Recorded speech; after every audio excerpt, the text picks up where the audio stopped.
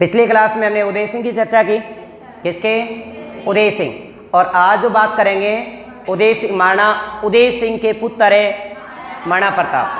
अब महाराणा प्रताप के जीवन में प्रारंभिक क्या क्या संकट थे, क्या क्या परिस्थितियां आई होंगी, है ना, किस प्रकार से राजा बना, इनके बारे में थोड़ा सा अपन जान लेते हैं। तो सबसे पहले बात आते हैं इनके कालक्रम, मतलब इनके शासनकाल की बात करें तो शासनकाल इनका 1572 से लेकर 1597। जन्म होता है इनका 9 मई 1540। 9 मई 1540 जेठ को महीनो, चढ़ी रात, तीसरो दिन रविवार। जूनी कचहरी, बादल महल, कटारगढ़, कुंभलगढ़, राजसमंद। ये तो इनकी जन्म कुंडली है, जिसकी 1597 विक्रमी संवत को तो जन्म होता है और 1597 ईस्वी सन में इनकी मृत्यु होती है। अब दो बातें देखिएगा, एक लिख रहा हूं 1597 विक्रमी संवत और एक लिख रहा हूं 1597 ईस्वी सन की बात करें। 1597 ईस्वी सन को तो इनकी होती है मृत्यु, जबकि जन्म हुआ था इनका 1540। अब 1540 में जब 57 जोड़ देते हैं तो विक्रमी संवत आ जाती है। कौन सी संवत है? विक्रमी संवत। अब जो बात करें तो कॉमन सी ले लेते हैं पहले। महाराणा प्रताप के पिताश्री का नाम उदय सिंह था और माता का नाम जयवंताबाई। जयवंताबाई अखीराज सोनगरा, पाली के अखीरोज सोनगरा की पुत्री है। पाली के अखीराज सोनगरा की पुत्री है, यानी इनके नाना जो है अखीराज सोनगरा है। मामा सेरा भाई जगमाल भी है जो धीरबाई भटियाणी का है। और ये जो धीरबाई भटियाणी थी मालदेव की साड़ी है, मालदेव की साड़ी, यानी धीरबाई भटियाणी जो जैसलमेर के राव लूणकर्ण है, जैसलमेर के राव लूणकर्ण की पुत्री थी। और मालदेव की शादी भी जैसलमेर के राव लूणकर्ण के यहाँ पे हुई थी, जिसका नाम उमादेव था, जिसे इतिहास में रूठी रानी के नाम से जाने जाते हैं। और मालदेव और उदय सिंह के बीच विवाद के दो कारण हमने पीछे पढ़े थे। एक तो थी धीरबाई भटियाणी और एक वीरबाई। धीरबाई भटियाणी और वीरबाई, जिसे शादी करना चाह रहा था मालदेव और शादी हो जाती है महाराणा उदय सिंह से। तो आपसी मतभेद भी होता है उस बात को लेकर के। तो धीरबाई भटियाणी का पुत्र है जगमाल और महाराणा प्रताप उत्तराधिकारी पद का दावेदार होता है।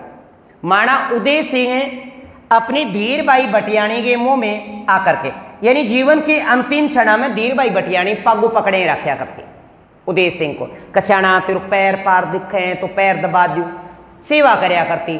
और उदय सिंह को जब जीवन के अंतिम क्षणों में उदय सिंह को कहा धीरबाई भटियाणी ने कि भाई राजा तो है ना पढ़ लो, जगमाल लग गए ओ जी को महाराणा प्रताप, जो प्रताप की बात करे और प्रताप तो यही बिल्ला का टाबरा में घूमया जाए और इनको सूर ने कूर ने ये तो नॉर्मल लोगा में रहे और राजकुमार तो आप लो बेटो जगमाल लगे और जगमाल को उत्तराधिकारी घोषित कर दो। जीवता जी थे अगर राजा बना जाओगा तो ये राजा बन जाओगे। तो जगमाल को क्या कर देता है? उत्तराधिकारी घोषित करता है, यानी जगमाल को उदय सिंह उत्तराधिकारी घोषित करता है, उत्तराधिकारी घोषित कर देता है, उत्तराधिकारी पद का दावेदार बना देता है। अब 28 याद हो तो 28 फरवरी 1572, हमने जो पीछे बात पढ़ी है कि 28 फरवरी 1572 ईस्वी को 28 फरवरी 1572 ओली वाले दिन उदय सिंह की हो जाती है मृत्यु। उदय सिंह की मृत्यु हो गई। उदय सिंह की मृत्यु के बाद जो एक नियम था इनका, जो उत्तराधिकारी पद का जो दावेदार होता था वो उनकी दाह संस्कार में शामिल नहीं होता था, दाह संस्कार में शामिल नहीं होता था। ये मेवाड़ रियासत की एक परंपरा थी। तो जगमाल रहता घर पे, उत्तराधिकारी राजा की राजगद्दी को भी खुला नहीं छोड़ते, उसके राजगद्दी को भी सुना ही नहीं छोड़ा जाता था। अब राजगद्दी पे आसीन जैसे उसका राजा की जो मृत्यु हो जाती है उसका दाह संस्कार करने के बाद उसका राज तिलक होता था। जगमाल को उत्तराधिकारी घोषित कर दिया जाता है। 28 फरवरी 1572 को उदय सिंह की मृत्यु हो जाती है। अब मृत्यु के बाद जगमाल तो वहां पे बैठा और उदय सिंह के जो पुत्र महाराणा प्रताप और अन्य जो 16 थे અને महाराणा प्रताप सहित 116 थे, वो सारे ये सारे दाह संस्कार में शामिल हुए, जबकि सबसे बड़ा बेटा महाराणा प्रताप था।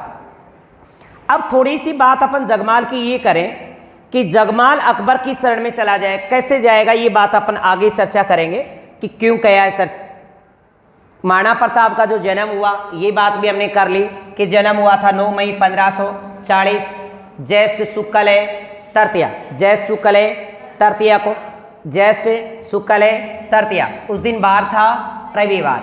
जूनी कचहरी, बादल महल, कटारगढ़, कुंभलगढ़, राजसम, कुंभलगढ़ में इनका जन्म हुआ था। ये कुंभलगढ़ दुर्ग है, कुंभलगढ़ दुर्ग। तो कुंभलगढ़ दुर्ग में महाराणा प्रताप का जन्म होता है 9 मई 1540 को। 9 मई 1540 को इनका जन्म हो जाता है। इसके बाद महाराणा प्रताप के बचपन के नाम की बात करते हैं। बचपन का नाम इनका कीका बताते हैं। वैसे ये कीका वीका कोई नाम नहीं होता, फिर भी आरपीसी ने एक बार पूछा गया कि महाराणा प्रताप के बचपन का नाम क्या है। आरपीसी वाले भी हद कर दिए भाई, गाना सही बना है, आरपीसी वालों पे लगाना चाहिए कि हद कर दिया आरपीसी आपने, हैं। कीका क्या होता है? जैसे आपने परिवार का टाबर ने के कहे गीगलू कहे, है ना, लड़की ने गीगली, लड़की को गीगली और लड़के को गीगला कहा जाता है। गीगलू गीगली बोलते हैं ना। पहाड़ी क्षेत्र में लड़के और लड़की को कीका कहा जाता है। क्या कहा जाता है? कीका। तो जितने भी राजा हुए इससे पहले वो सारे ही कीका थे, चाहे बप्पा राव से रतन सिंह, सब क्या रहे हैं? कीका। पर आरपीसी ने कहा कि महाराणा प्रताप का बचपन का नाम क्या है? कीका। आपने भी रट लिया, आरपीसी ने कहा होगा हो गई, है ना, जबकि ऐसा नहीं है, पर अपने को मान लेना है। आरपीसी कह रही तो हो रही होगा, होता ही होगा। जबकि पहाड़ी क्षेत्र में लड़के को क्या कहा जाता है? कीका। हर बच्चा ही वहां पे क्या है? कीका। जैसे पंजाब में सिख क्या कहते हैं बच्चे को, लड़के को? काका, और लड़की को काकी। अब बताओ आपने काको काकी क्या है? अंकल आंटी, अंकल है, आंटी है कि नहीं, चाचा चाची। और पंजाब में क्या है? पंजाब में 2 वर्ड होते हैं ना, एक काका और एक है काकी। अब काका छोटा लड़का और काकी छोटी लड़की। अब मान लियो आपने राजस्थान को कोई उरे रेड हुए और जाके खेल तो वह न्यू कहाँ का सा खेलो, बोल मैं काकी सा खेलो, मर्जी आना तो काकी सा खेलो, और बड़ी काकी ने शर्म को नहीं है तेरे सा खेले, पर न्यू को नहीं का काकी तो अभी स्कूल में ही कौन गई है नहीं। तो काकी और काका, ये तो जैसे होते हैं ना पंजाब में, लड़के को काका कहते हैं, लड़की को काकी कहते हैं। आपने छोरो छोरी, बुणगलो बुणगली बोले जाते हैं। और पहाड़ी क्षेत्र में अपने एक वर्ड और भी है, जिया बोले जा गीगला, अरे गीगली, गीगला गीगली को नहीं होगी, गीगला गीगली। जैसे लड़के को बोला जाता है गीगला और लड़की को बोला जाता है गीगली, वैसे ही पहाड़ी क्षेत्र में हर लड़के को कीका कहा जाता है। पर आपको मान लेना है, मैं फिर कह रहा हूं कि आरपीसी वालों ने एक बार प्रश्न दिया है कि महाराणा प्रताप का बचपन का नाम क्या है? कीका, जबकि हर पहाड़ी क्षेत्र में क्या है? कीका है। पर आपको मान लेना है, ठीक है ना, उसका विवाद नहीं करना है कि भाई नहीं हर पहाड़ी क्षेत्र का तो करेंगे नहीं, करना है। इसका जो विवाह हुआ था वो अजमदेव पवार से या अजमादेव पवार से हुआ। रामरख की पुत्री थी, रामरख की पुत्री, रामरख की पुत्री अजमदेव पवार से इनका विवाह हुआ। महाराणा प्रताप की पहली जो रानी है, महाराणा प्रताप की पहली रानी, अब बाद की है उनको आपसे कोई लेना देना नहीं है, क्योंकि पहला पुत्र है पहली रानी, याद रखेगा। तो अजमदेव या अजमादेव पवार जो रामरख की पुत्री थी, ये महाराणा प्रताप की प्रथम रानी है। 17 वर्ष की आयु में महाराणा प्रताप का विवाह हुआ था। कै साल को? संविधान का अंतर्गत तो 42 उम्र को नहीं है, पर 17 साल को क्या ब्याह। 1557 में इनका विवाह हुआ। 59 में ये पापा बना, 2 साल बाद के बन गए 19 साल को ही के बन गए हो पापा। 19 साल की आयु में पापा बन गया था। 17 साल की आयु में इनका विवाह होता है 1557 को, और 59 को इनका एक बच्चा जन्मता है जिसका नाम अमर सिंह है, कुंवर है अमर सिंह। और ए अमर सिंह के जन्म के ऊपर महाराणा उदय सिंह जो थे, वो आपको बताया कि एकलिंगनाथ जी के मंदिर में जुड़ोलो जड़ोल चढ़ान गया, जब उदय सिंह को एरिया रास आया और वहां पर उदयपुर के नगर की क्या कर दी, स्थापना। जुड़ुलो चढ़न गया, क्या चढ़न गया, जुड़ुलो। तो जन्म हुआ था इनका 1559 में। जब पुत्र को जन्म हो जदि उदयपुर नगर की स्थापना करी, कणे कण करी, उदय सिंह। अब मालदेव का एक पुत्र है जिसका नाम राम है। मालदेव का एक पुत्र है जिसका नाम क्या था, राम। मालदेव का ही बेटा चंद्रसेन है। कौन है, चंद्रसेन। एक उदय सिंह है। तो मालदेव के पुत्र है राम की पुत्री फूल कंवर से भी प्रताप का विवाह है। मुझे ये नहीं समझ में आ रहा कि मालदेव का एक बेटा है चंद्रसेन, चंद्रसेन, और चंद्रसेन का भाई है राम, और इन्हीं का भाई है उदय सिंह। ये तीनों भाई है, ये मोटा राजा उदय सिंह, तीनों भाई है ये मालदेव के बेटे। जबकि राम की बेटी के साथ विवाह होता है, राम की पुत्री से, राम की बेटी के साथ महाराणा प्रताप का विवाह होता है, और महाराणा प्रताप अपनी बहन का विवाह चंद्रसेन से करते हैं। यार ये रिश्ता क्या कहलाता है, पता ही नहीं समझे। चंद्रसेन महाराणा प्रताप का बहनोई है, महाराणा प्रताप का बहनोई भी है।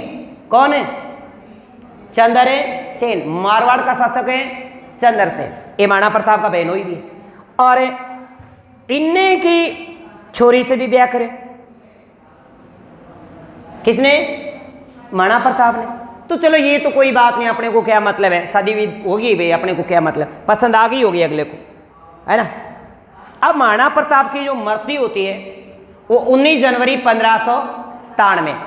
पहले इनका सामान्य परिचय याद रखेगा कि महाराणा प्रताप का जन्म कब हुआ, महाराणा प्रताप की माँ का नाम क्या है, पापा का नाम क्या है, मोसेरा भाई कौन है, मोसेरा भाई कौन है, महाराणा प्रताप की उपाधियां कौन कौन से, महाराणा प्रताप की राजधानियां क्रम क्या कह रहा है। पहले हमेशा मोटी मोटी बातें याद रखिएगा। महाराणा प्रताप का जो जन्म हुआ है 9 मई 1540, जेठ को महीनो, चाणी रात, तीसरो दिन रविवार, जूनी कचेरी, बादल महल, कटारगढ़, कुंभलगढ़, राजसमंद। ये तो जन्म कुंडली। अब इनकी मृत्यु हुई है 19 जनवरी 1597। 19 जनवरी 1597 52 में इनकी मृत्यु होती है। तब इनकी महज आयु कितनी है, 57 साल की आयु में इनकी मृत्यु हुई थी। अब इनकी उपाधियों की बात कर लेते हैं। महाराणा प्रताप की कौन कौन सी उपाधि है। एक उपाधि इनकी है पाथल, क्या है, पाथल। और एक इनकी उपाधि है मेवाड़ श्री, और एक है मेवाड़ केसरी, एक हल्दी घाटी का शेर, और एक है वीर शिरोमणि। पाथल है और पीथल, पाथल और पीथल कन्हैयालाल सेठिया के करती भी है। और पृथ्वीराज राठौड़ है, ये जो पृथ्वीराज राठौड़ बीकानेर के साथ, पृथ्वीराज राठौड़ कहां से हैं, बीकानेर से हैं। कल्याणमल के पुत्र हैं, कल्याणमल के पुत्र हैं। और महाराणा प्रताप के भाई शक्ति सिंह की पुत्री के साथ है पृथ्वीराज राठौड़ का विवाह हुआ था। क्या बताया, महाराणा प्रताप का जो भाई है शक्ति सिंह, उस शक्ति सिंह की लड़की के साथ पृथ्वीराज राठौड़ का क्या हुआ है, विवाह हुआ है। तो पृथ्वीराज राठौड़ है दामोद है, महाराणा प्रताप तायर ससुर है। कौन है, तायर ससुरा। और आपको मैंने पढ़ाई होगी, याद होगी वेली कृष्ण रुक्मणी में, कि जब झालावाड़ आए हुए थे गागरोनगढ़ दुर्ग अकबर है, तब अकबर ने पूछा था कि भाई क्या मुझे लगता है कि महाराणा प्रताप अब अपनी अधीनता स्वीकार कर लेंगे, भाई महाराणा मुझे बादशाह कहकर पुकारने लगे, ऐसी कुछ बात बोली थी। जब पृथ्वीराज राठौड़ ने पूछा कि महाराज अगर ऐसी बात है, और पृथ्वीराज राठौड़ हंसो बात सुन के, और मुच्छा का लगाई ताव, बात तो ये है, कर्नल जेम्स तो यही कहता है कि पृथ्वीराज राठौड़ हंसे मुस्कुराए, देख के मजाक करे, मार लो ससुर और रहेंगे दिन तक स्वीकार, पगला तो नहीं गया। मुच्छा का ताव लगाए, मुच्छा का ताव लगाए। अकबर बोले कहीं आंस है, आंस है क्या, बोले साहब मैंने लगा है बात झूठी है, आके है झूठी है। अगर मैं आ बात मानता होगा और आ बात कहने लाग रहे हैं तो मैं पत्र लिख के भेजूँ, और वो पत्र में अगर संदेशों आयो कि भाई सहमत हैं तो मैं साफ मुच्छा कटवा लूँ एक। अकबर खुश हो, यो चौक है। और उस पत्थर में जो बातें लिखी थी, वही पत्थर में जो लिखी हुई बातें वेली कृष्णन रुक्मणी ग्रंथ में, और वेली कृष्ण रुक्मणी ग्रंथ लिखा है पृथ्वीराज राठौड़ में। उस वेली कृष्ण रुक्मणी में दो पात्र हैं, एक पाथल एक पीथल, और उसमें पाथल महाराणा प्रताप को संबोधित किया करके उन्होंने अकबर की अधीनता स्वीकार न करने की सलाह दी। और वैसे महाराणा प्रताप तो अधीनता स्वीकार करने वाले थे ही नहीं, पर अब दामाद भी करिए तो फिर तो मतलब ही नहीं है। एक तो पाथल, प्रताप को पाथल, और सेन के लिए कौन सा? पीथल। पीथल पृथ्वीराज राठौड़ को और पाथल है महाराणा प्रताप को। एक पृथ्वीराज राठौड़ मैंने कहा कि बीकानेर से है, इनका विवाह महाराणा प्रताप के सगे भाई शक्ति सिंह की पुत्री से हुआ था, मतलब है पुत्री से विवाह होता है तो रिश्ते में क्या बने? उनके दामाद बने। मेवाड़ श्री, मेवाड़ केसरी, मेवाड़ श्री और मेवाड़ केसरी। मेवाड़ केसरी इसको कहा कर्नल है जेम्स टोड ने। इसके बाद हल्दी घाटी का शेर और वीर शिरोमणि, वीर शिरोमणि महाराणा प्रताप। किसको कहा गया? महाराणा प्रताप को ही। तो वीर शिरोमणि है मेवाड़ से, मेवाड़ का मेवाड़ श्री है, मेवाड़ केसरी है, और हल्दी घाटी का शेर, और पाथल उपमा किसके है? महाराणा प्रताप के। मैंने आपको बताया कि पहले हमेशा किसी भी शासक के बारे में पढ़ो तो सामान्य परिचय नॉलेज होना चाहिए। सामान्य परिचय में उसका जन्म, उनकी मृत्यु, उनकी उपाधियां, उनकी राजधानी, उनके पुत्र, इतनी बातें जरूरी याद होनी चाहिए किसी भी शासक के कालक्रम में पढ़ते हो तो। इसके बाद जो बात आती है महाराणा प्रताप को राजा कैसे बने, राज्याभिषेक की बात करते हैं। जब महाराणा उदय सिंह की मृत्यु हो जाती है होली वाले दिन, फाल्गुन पूर्णिमा को 28 फरवरी 1572 को जो मृत्यु होती है, तो मृत्यु में महाराणा प्रताप भी शरीक हो गए। पर महाराणा प्रताप शरीक हुए, जगमाल खान उत्तराधिकारी किसको बनाकर चले गए थे? जगमाल को। और जगमाल तो उड़े आराम से नहाया धोई करे, क्रीम पाउडर लगाने लाग रही हो, फिर वो कहे ना यो फेयर एंड सब लगाने लाग रही हो, मान लो जो सोचो गाँव तो अपन तो बस तिलक कर देगा। तो कहते हैं कि जनता भी वहाँ आई हुई थी, चित्तौड़ की वहाँ पे, यानी मेवाड़ की जनता भी उस दाह संस्कार में शामिल थी। तो महाराणा प्रताप की तरफ देखा, तो महाराणा प्रताप को देखा तो हैरान हुई जनता। जनता ने सोचा यार ये तो नियमों की अवहेलना कर रहा है महाराणा प्रताप, तो जबकि राजा था, इसको तो घर रहना चाहिए था। अब धीरे धीरे सारा सबीला आदमी बैठा हा, अब खड़िया सारा का सारा, उन्हें सोचे आपस में कन्ना फूसर तो चल रही। अब कन्ना फूसर बात चलती रही, बोले यार महाराणा प्रताप है आज उन्हें दाह संस्कार में शामिल किए हैं, जबकि एन तो राज दरबार में होने चाहिए, ये तो राजा है।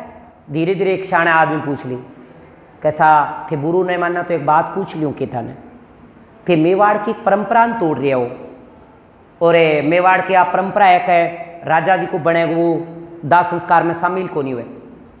महाराणा प्रताप हंस के बोले अरे ऐसी कोई बात को नहीं, मार लो पापा श्री है ना, मृत्यु से पहले जगमाल ने घोषित करके चली गई थे, देखो जगमाल दिखा है केण में? बोलना जगमाल तो को नीण में देख लियो, अगर जगमाल में दिखाई दे रही है बोलना। तो जगमाल ने तो उत्तराधिकारी घोषित कर दिया, तो मैं तो भाई मैं तो आइस हूँ। तो जनता बोली ना ना, मान्य तो जगमाल कौन चाहे, मान तो राजा चाहे महाराणा प्रताप, महाराणा प्रताप राजा चाहे। अब जनता के उधर नारे लगने शुरू हो गए कि हमारा राजा कैसा हो, महाराणा प्रताप है जैसा हो। अब उधर नारा गूंजन आ गए भाई, दाह संस्कार में नारे गूंजते रहे। तो कहा कि ऐसा नहीं हो सकता, पापा श्री ने कहा है भाई, पर हम पापा श्री की बात को मुकर नहीं सकते। तो वहां पे करसन चुंडावत आता है, सलूम्बर का नाम सुने आपने? सलूम्बर कौन है? सलूम्बर। सलूम्बर का करसन दास चुंडावत बोला, बोली यार याद है तारो मारे जो पूर्वजा चुंडा, जो लाखा के समय, चुंडा का नाम सुना आपने? लाखा के समय, लाखा ने अधिकार दिया था राव चुंडा को कि आगे के राजा का पद का जो उम्मीदवार होगा उसका चयन भी सलूम्बर ठिकाने का सामंत करेगा। बोल तेरे पापा कौन है यार? ये रावत कृष्ण दास बोले तेरे पापा कौन है राजा स्वीकार करने वाले, राजा बनाने वाले? राजा तो सलूम्बर वाले बनाएंगे। ये तो परंपरा रही है, ये तो परंपरा। भाई सलूमर वाले राजा बनाएंगे तो तेरे पापा चाहे भले कह के गए हो, राजा तो हम बनाएंगे, राजा कौन बनेगा? तो कहते हैं कृष्णदास चुड़ाउत ने वहीं पे इनका क्या कर दिया, तिलक कर दिया, राज तिलक कर दिया। नारे लगने गए महाराणा प्रताप के कि हमारा राजा कैसा हो, महाराणा प्रताप है जैसा हो। अब वहां पे इसको शाही तलवार भी बांध दी, महाराणा प्रताप को इस कृष्णदास ने शाही तलवार बांधी। शाही तलवार समझ रहे हो, जो इनके राजा की होती, शाही तलवार भेंट करके इनको राजा घोषित कर दिया। और जनता सागा चालपुरी नारा लगाऊं थी, जगमाल उन्हें नहा धो के अंगूछे बांध के तैयार हो रहे हो, जाने यही बाव तिलक काटे उड़े नारा नूरा गूंजता में। तो जगमाल बोले रे चैनल चेंज करो यार, क्या कह रहे हो, ऐसे बोलो कि हमारा राजा कैसा और जगमाल जैसा हो। रावत कृष्ण सिंह बोले कि मारे न कान के नीचे तो तू ही तो दिखाओ, अयो राजाड़ो उतरू रे। अब जगमाल ने उड़े से उतार दिया, माणा बन गए। अब महाराणा प्रताप जनप्रिय राजा थे, जनता ने राजा घोषित किया, अब महाराणा प्रताप राजा बन गए। पर महाराणा प्रताप के बाद, राजा बनने के बाद आपको पता है कि राज्याभिषेक समारोह होता है। महाराणा प्रताप को कहा भी आगे कोई तारीख वारीख देख करके इस समारोह की तारीख डिक्लेयर कर दो। तो कहते हैं अगले ही दिन क्या किया गया, अगले ही दिन समारोह फिक्स किया गया। और समारोह जो फिक्स किया गया वो 1 मार्च थी। क्या थी? 1 मार्च। ये बात यहां पे मत लिखिए, गलत लिखे है। और राज्याभिषेक समारोह में सभी राजाओं को निमंत्रण दिया। सभी राजाओं को क्या दिया? निमंत्रण। चंद्रसेन को भी निमंत्रण भेजा गया। चंद्रसेन को भी साहब बनता है क्योंकि चंद्रसेन इनका बहनोई है, अभी थोड़ी देर पहले कही। चंद्रसेन भी पहुंचे और उधर तलवार बांधने का काम किया था रावत कृष्णदास ने। अब गोगुंदा की पहाड़ियों में देखो 28 फरवरी 1572 को फाल्गुन पूर्णिमा के दिन महाराणा प्रताप को गोगुंदा की पहाड़ियों में महादेव बावड़ी कोई थी, महादेव बावड़ी के पास गोगुंदा के अंदर इनको क्या कर दिया गया, इनका राज तिलक कर दिया गया, राज तिलक कर दिया गया। अब इसके बाद उस समय कौन कौन थे? नाना अखेराज भी, नाना अखेराज ने क्या किया? राज तिलक किया। और स्याही तलवार किसने बांधी? कृष्णदास ने। कृष्णदास ने तलवार बांधी और नाना श्री ने उसका क्या कर दिया? राज तिलक। इसके बाद वहां पे आए थे ग्वालियर के राम सिंह, ये रामसा तंवर भी आए हैं। और जी रामसा तंवर, ये रामसा तंवर या राम सिंह है, तंवर भी ग्वालियर वाले आए थे। सलूम्बर के रावत कृष्णदास भी हैं, ये जो बात की थी हमने। और देवगढ़ राजसमंद के रावत सांगा, ये बात याद रखिएगा। उस समय जो सामंत आए थे वो देवगढ़ के सामंत भी थे जिसका नाम रावत सांगा और शक्ति सिंह, ये दो। इसके बाद क्या हुआ? राज्याभिषेक समारोह होगा। राज्याभिषेक समारोह होता है इनका कुंभलगढ़ दुर्ग, और कुंभलगढ़ दुर्ग में अगले ही दिन 1 मार्च को निमंत्रण दे दिया गया तुरंत। बोलो तुरंत इस बात पे महाराणा प्रताप के आदेश को, फरमान को अमल में लाया जाए। और महाराणा प्रताप ने सभी नजदीकी राजाओं को क्या भेज दिया? संदेश की कल क्या है? राज्याभिषेक है, समारोह है, काल जिमन जुठन आ जाए सारा का सारा, है ना। चूल्हा नींद है सारा की, क्या है? चूल्हा नींद। कई यहाँ 2-2 बिलांद लिया हूँ दिन है, कई बार खाना है, कई बार शुरम शर्म में, कई बार है टाबर शर्म शर्म में तो कम खा, और बाद में संद हो जाए ने जब नाप के बिलांद लेने लाग जा जी। घर है कई बार टाबर हुए शादी विवाह कमी, पहली बार कोई घर अपने टाबर आवे तो बिल्कुल टुकड़ों के ले गो, 1-1 2 रोटी अपन यूं भी कहना है 1 और ले लो, ना मैंने खा लिया। और बाद में संद हो जाए जदे एक पूरी बिलांद नापा कि इतनी बिलांद में कितना का जगह, तो सारा निमंत्रण दे दियो। राज्याभिषेक समारोह जो हुआ है कुंभलगढ़ दुर्ग राजसमंद में, तो महाराणा प्रताप का राज्याभिषेक जो हुआ है गोगुंदा की पहाड़ियों में हुआ है, और राज्याभिषेक समारोह जो है वो कुंभलगढ़ दुर्ग में हुआ। और उस समय मारवाड़ के चंद्रसेन भी आते हैं। कौन आते हैं? मारवाड़ के चंद्रसेन।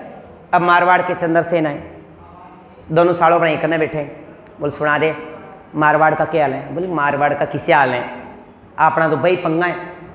अकबर का सागर रोज अपनी छेड़खानी रहे हैं, कदे वो मेरे पास आक्रमण कर आप भाग जाओ, फिर अपन मुक्को मिला आप कूट लिया है, जोर का मुक्का धरा आग लेके, दोनों बतलाव ना गया। बोल तेरो के विचार है? महाराणा प्रताप ने चंद्रसेन तेरो बता के विचार? बोला आपनो भी यही विचार है अकबर के खिलाफ। तो उठे बातचीत चलती रही। अब चंद्रसेन जो है इसको प्रताप का अग्रगामी कहते हैं। प्रताप का अग्रगामी क्यों कहते हैं? क्योंकि महाराणा प्रताप से पहले चंद्रसेन ने अकबर के खिलाफ है विद्रोह छेड़ रखा था,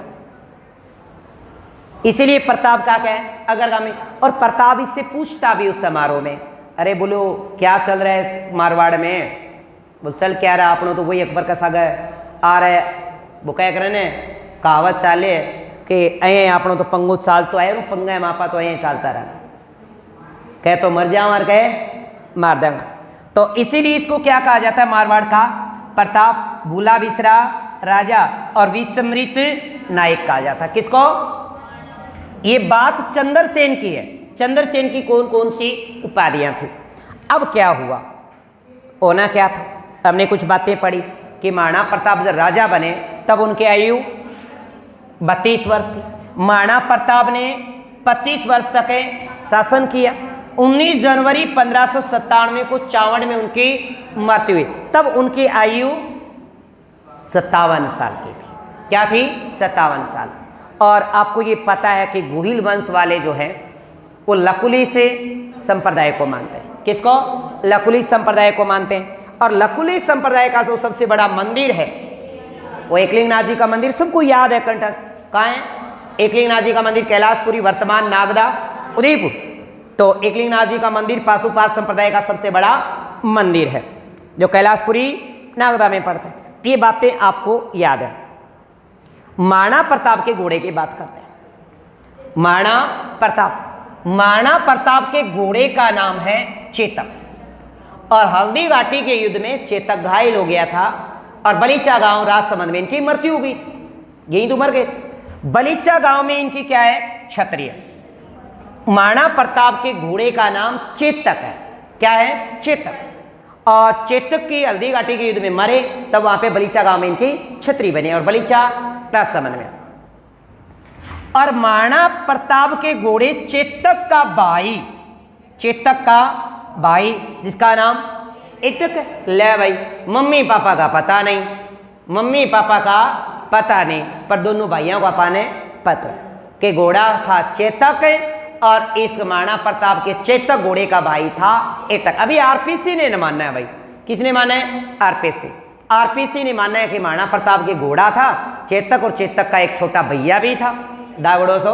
उन भैया को नाम है महाराणा प्रताप के घोड़े की बात कर रही हूं, ये वो नाम है इटक। और मालानी के अंदर है असवल में रहता था और मालानी क्षेत्र है बाड़मेर है, क्योंकि मालानी के घोड़े पूरे भारतवर्ष में प्रसिद्ध थे अपनी तेज धावकता के कारण और सुंदरता के कारण।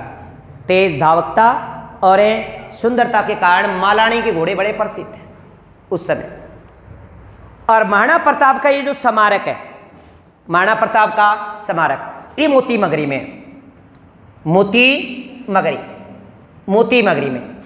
ये जो है अश्वारूढ़ी कांस्य प्रतिमा है। कांस्य प्रतिमा। महाराणा प्रताप का जो स्मारक है वो मोती मगरी उदयपुर में अश्वारूढ़ी यानी घोड़े पर सवार कांस्य प्रतिमा बनी हुई, कांस्य की है ये अश्वारूढ़ी कांस्य प्रतिमा। कहां पे है? मोती मगरी उदयपुर में। अब महाराणा प्रताप के दो दरबारी विद्वान हैं। महाराणा प्रताप के दरबारी विद्वान है, एक का नाम चक्करपाणी मिसर है, यानी आपको चक्करपाणी याद रखना है। और दूसरा है जीवधर। महाराणा प्रताप के दो दरबारी विद्वान रहे जिसका एक का नाम है चक्करपाणी और दूसरे का नाम है जीवधर। चक्करपाणी ने कृतियां लिखी थी बस विश्व वल्लभ मूर्त मार्तंडे या मूर्तमाला, विश्व वल्लभ मूर्तमाला या मूर्त मार्तंडे, राजतिलक पत्ती या राजाभिषेक पत्ती, व्यवहार दर्श। एक कृतियां मैं आपको पहले अच्छे से रटा के गया था कि चक्करपाणी की जो करती है एक तो विश्व वल्लभ, जबकि राज वल्लभ जो करती है वो मंडन की करती है की थी, जब भी चर्चा की थी कि विश्व वल्लभ जो करती है, विश्व वल्लभ है, मूर्तमाला है, मूर्त मार्तंडे है, राजतिलक पत्ती है, राजाभिषेक पत्ती है, व्यवहार दर्श करती किसकी है? चक्करपाणी की। जबकि जीवधर की एक करती है वो है अमरसार। क्या है? अमरसार। महाराणा प्रताप के दो दरबारी विद्वान हुए हैं, एक का नाम चक्करपाणी है, एक का नाम जीवधर है। चक्करपाणी की कृतियां एक विश्ववल्लभ, मूर्त मार्तांड, मूर्त माला, व्यवहार या फिर राजतिलक पत्ती, राजाभिषेक पत्ती और व्यवहार दर्श। जबकि जीवधर की जो करती है वो अमर सार है। क्या है? अमर सार। इसके बाद जो हम बात करें तो अन्य पे देखिए, महाराणा प्रताप का अन्य करते हैं जिसमें महाराणा प्रताप का उल्लेख मिलता है। हमें महाराणा प्रताप की जानकारी देने वाले, वो तो ठीक है दरबारी विद्वान है भाई, जिसके दरबार में रहेगा वैसा ही लिखेगा। अब महाराणा प्रताप की अन्य जो जानकारी देने वाले जो ग्रंथ हैं, अन्य जो कृतियां हैं, वो एक तो है विरुद्ध क्षेत्री। विरुद्ध क्षेत्री, इस विरुद्ध क्षेत्री को दुर्साडा ने लिखा है और इस विरुद्ध क्षेत्री में महाराणा प्रताप की 76 उपमाओं का उल्लेख है। 76 प्रकार की उपाधियां दी हैं। किसने? दुर्सा आड़ा ने। किसने? दुर्सा आड़ा ने। दुर्सा आड़ा ने विरुद्ध क्षेत्री नामक कृति में महाराणा प्रताप को 76 उपमाएं दी हैं। एक प्रताप जीरा झूलना। प्रताप जीरा झूलना माला साधु या मालू साधु का राम कहा जाता है। एक प्रताप चरित्र लिखा केसरी सिंह बारट। केसरी सिंह बारट की करती है प्रताप चरित्र। एक पाथल और पीथल करती है कन्हैया लाल सेठिया की, जो सुजानगढ़ चूरू से। जबकि वेली कृष्ण रुक्मणी भी करती जो आपने पढ़ी थी पृथ्वीराज राठौड़ की, जो कल्याणमल के बेटे हैं, राय सिंह के बड़े भैया हैं, राय सिंह के बड़े भैया, उसमें पाथल और पीथल नामक 2 पात्र हैं। पाथल और पीथल नामक 2 पात्र हैं। ये आपको बात याद रखनी है। इसके बाद देखिए, ये वेली कृष्ण रुक्मणी की बातें फिर दोबारा से ले लेते हैं। देखो, वेली कृष्ण रुक्मणी जो ग्रंथ है वो किसने लिखा है? पृथ्वीराज राठौड़ ने लिखा है। पृथ्वीराज राठौड़ कल्याणमल के बेटे हैं और राय सिंह के बड़े भैया। अकबर ने इस पृथ्वीराज राठौड़ को गागरोनगढ़ दुर्ग परगना जागीर में दे रखा था। किसने? पृथ्वीराज राठौड़ को अकबर ने गागरोनगढ़ दुर्ग परगना जागीर में दे रखा था और वहीं पर गागरोनगढ़ दुर्ग में बैठ करके क्या लिखा था? वेली कृष्ण ने रुक्मणी ग्रंथ लिखा था। तो इसी ग्रंथ के माध्यम से महाराणा प्रताप को अकबर की अधीनता स्वीकार न करने की सलाह दी। पृथ्वीराज राठौड़ की जो भाषा है इस ग्रंथ की, वो डिंगल है। डिंगल भाषा है, इसीलिए इसे टीसी टोरी ने क्या कहा है? डिंगल का ऑरेंज का है। क्या कहा है? डिंगल का ऑरेंज। तो डिंगल का ऑरेंज किसको कहा गया? डिंगल का ऑरेंज जाना जाता पृथ्वीराज राठौड़ को। अब ये टेसी टोरी इटली के, और टेसी टोरी का इतिहास आपको पता ही है कि राजस्थान के जो डिंगल भाषा के जो ग्रंथ थे उनका अध्ययन करने आया था यहाँ पे, और फिर एक दिन उठड़े से गिरो और एन कौन बीरो हो भाई, कहूँ 2 बार उठे बैठे और पड़े नीचे जमीन में पड़ता ही नाट टूट गई और टेसी टोरी की मृत्यु हो गई। और टेसी टोरी की जो छतरी है वो भी बीकानेर है। ऊंट से गिरने से मृत्यु हुई थी टेसी टोरी की। इनकी मृत्यु कहाँ हुई थी? बीकानेर में। इनकी टेसी टोरी की छतरी भी है बीकानेर में। तो पृथ्वीराज राठौड़ जो है बीकानेर से हैं, कल्याणमल के बेटे हैं, राय सिंह के बड़े भैया हैं, महाराणा प्रताप के दामाद हैं। महाराणा प्रताप के दामाद हैं। और इनकी जो वेली कृष्ण रुक्मणी की जो भाषा है वो डिंगल है। और कहाँ बैठकर लिखा था? ये गागरोनगढ़ दुर्ग में बैठकर लिखा था। इसके 4 भाग हैं, 18 इसके खंड हैं। 4 भाग होने के कारण इसे 5वां वेद, 18 खंड होने के कारण इसे 19वां पुराण। किसने गाया? दुर्सा आड़ा ने। दुर्सा आड़ा ने 4 भाग होने के कारण 5वां वेद, 18 खंड होने के कारण 19वां पुराण। किसको कहा गया? वेली कृष्ण रुक्मणी ग्रंथ को। अब बात आती है कि वेली कृष्ण रुक्मणी लिखा किसने? पृथ्वीराज राठौड़। कहां से है पृथ्वीराज राठौड़? बीकानेर। किसके बेटे हैं? किसके भाई हैं? राय सिंह। शाबाश। इसके बाद देखिएगा नेक्स्ट, महाराणा प्रताप की जो राजधानियों का क्रम आता है। महाराणा प्रताप की राजधानी क्रम में पूछा जाता है कई बार कि निम्न में से महाराणा प्रताप की राजधानी नहीं भी। आपको पता है जब महाराणा प्रताप राजा बने, गोगुंदाई थी। इनकी मूल राजधानी, प्रारंभिक जो राजधानी थी गोगुंदाई, क्योंकि उदय सिंह भी कहाँ है? गोगुंदा ही रह रहे थे। और गोगुंदा में उनकी क्या हुई थी? मृत्यु। भाई महाराणा उदय सिंह की मृत्यु कहाँ होती है? गोगुंदा में होती है। महाराणा उदय सिंह की मृत्यु गोगुंदा में होती है और चित्तौड़ के ऊपर अधिकार अकबर का है। मुगलों के अधीन में चित्तौड़। चित्तौड़ किसके अधीन था? मुगलों के अधीन। अब गोगुंदा में मृत्यु होती है, फिर गोगुंदा में इनका दाह संस्कार होता है और गोगुंदा के पहाड़ियों में इनका राज तिलक। परंतु महाराणा प्रताप का जब राज्याभिषेक हुआ तो सभी सामंतों को कहां बुलाया गया था? कुंभलगढ़, क्योंकि कुंभलगढ़ इनके संकटकालीन राजधानी हुआ करती थी। संकटकालीन राजधानी, सबसे पहले इनकी जो प्रारंभिक राजधानी थी वो क्या है? गोगुंदा। प्रारंभिक राजधानी गोगुंदा ही है। महाराणा प्रताप की प्रारंभिक राजधानी गोगुंदा, क्योंकि पिताश्री की राजधानी क्या थी? गोगुंदा ही थी। इसके बाद कुंभलगढ़ राजधानी बनाते हैं। इनकी जो प्रथम राजधानी जो स्वयं ने बनाई है ना, वो क्या है? कुंभलगढ़। गोगुंदा से राजधानी कहां ले गए? कुंभलगढ़।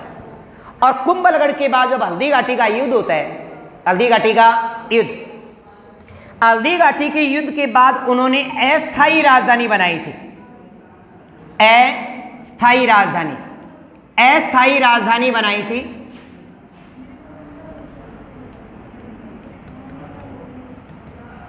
अस्थायी राजधानी आवरगढ़ बनी। क्या बनी? आवरगढ़। और आवरगढ़ से पुणे क्या बना ली थी? कुंभलगढ़। मेरी बात समझ पा रहे हो?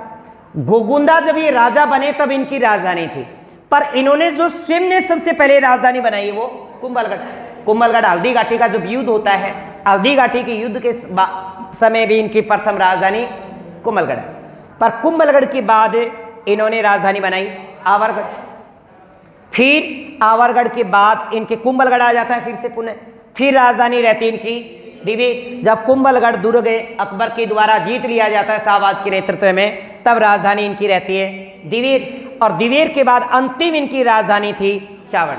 1597 तक, 1597, 85 से लेकर 1597, यानी 1585 से लेकर 1597 लगभग 12 वर्ष, 12 वर्ष तक जो राजधानी रही है चावड़ रही है।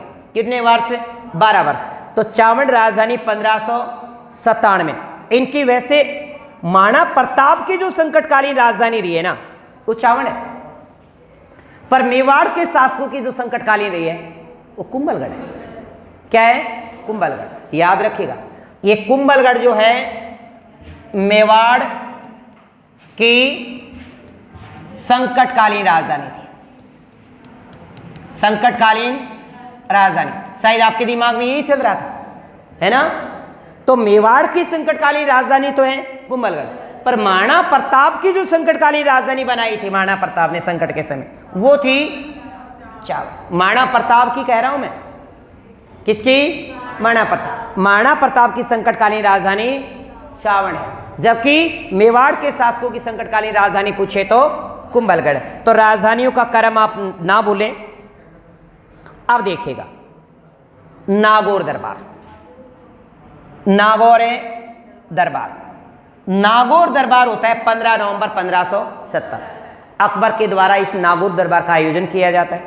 नागौर दरबार आयोजन करने के पीछे मुख्य बारमल थे। कौन थे? बारमल। और बारमल, पता है कि बारमल ने अपनी पुत्री का विवाह अकबर से कर रखा, और बारमल ने कहा कि अकबर को कि देखो, राजपूताने के शासकों के साथ सीधा पंगा लेना खतरे से घंटे कम नहीं है। खतरा हो जाएगा अगर राजपूताने के शासकों से सीधे लड़े। तो आप ऐसा करो, इनसे बातचीत करो, सुलह कुल करो। सुलह का मतलब बातचीत होती है, कई बार सुलह कर लो भाई, आपसी बातचीत कर लो।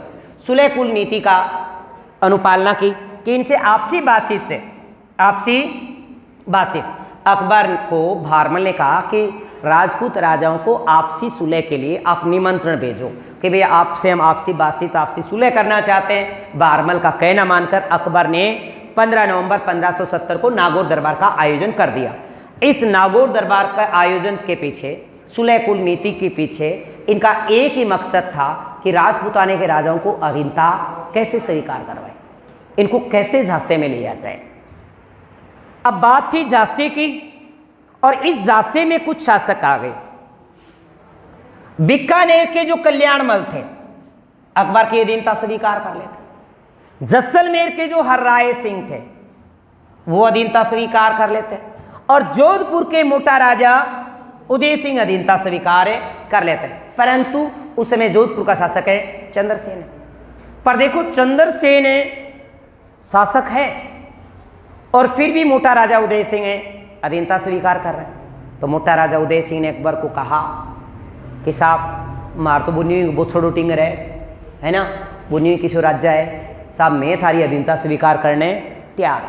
तो मोटा राजा उदय सिंह ने, यानी जोधपुर के मोटा राजा उदय सिंह ने, जोधपुर के मोटा राजा उदय सिंह, बीकानेर के कल्याणमल और जोधपुर के नहीं जैसलमेर के राय सिंह और कल्याणमल के साथ उनके बेटे भी थे जिनका नाम राय सिंह। राय सिंह भी गए थे।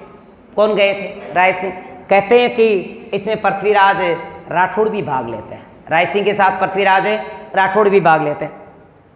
और इनके अंदर जी उपस्थित अन्य जो कुंवर थे शासक, कुंवर व शासक, उस समय चंद्रसेन शासक है, राम है, चंद्रसेन न्यू खड़े था बुकिया माध्य।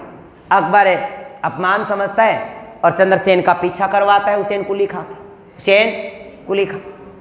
तो 1572 ईस्वी को राजपूताने के लगभग शासकों ने अकबर की भाई इन्होंने अधीनता स्वीकार कर ली, जिसमें बीकानेर के कल्याणमल है, जैसलमेर के राय सिंह है, जोधपुर के मोटा राजा उदय सिंह है।